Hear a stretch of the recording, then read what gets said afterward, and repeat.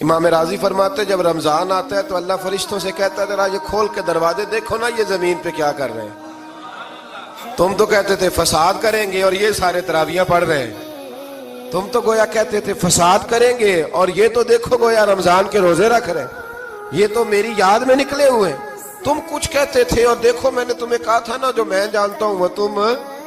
اللہ نے پھر حضرت آدم علیہ السلام کو تمام زمانے کے علوم عطا کیے، علم سکھا لیا۔ تو فرشتوں سے کہا تم بھی ان چیزوں کے نام بتاؤ، تو وہ بتا سکے نہیں۔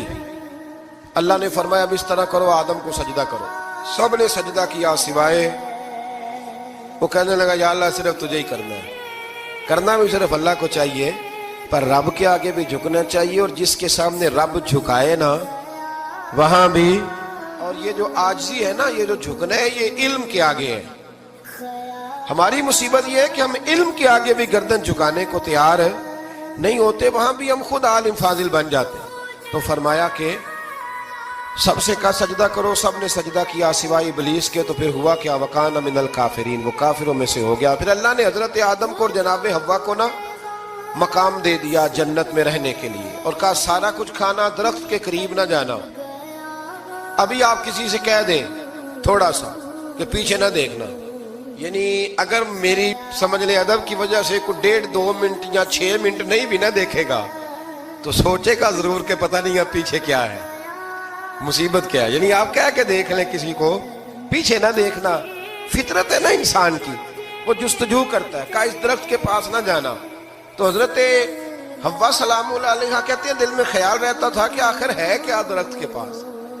یہی انسان کا عقیدہ توحید ہے کہ جہاں سے رب منع کر دے وہاں وہ منع ہو جائے۔ اور یہ ان کی خطا نہیں تھی، یہ اللہ کی حکمت تھی، چونکہ رب نے تو پہلے کہہ دیا تھا بنایا ہی زمین کے لیے، تو یہ تو سارا کچھ ہونا تھا تو زمین پہ آنا تھا نا۔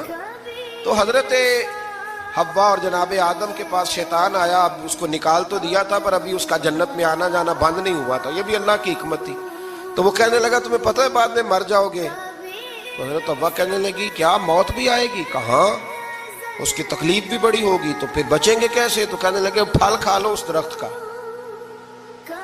تو بچنے کے لیے پھل کھایا تھا۔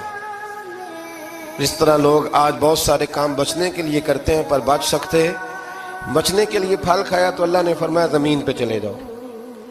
تو حضرت آدم زمین پہ آئے، پھر کئی 100 سال روتے رہے۔ فَتَلَقَّى آدَمُ مِن رَبِّهِ کَلِمَاتٍ، تو پھر اللہ نے خود ہی جناب آدم کو کچھ کلمے سکھائے۔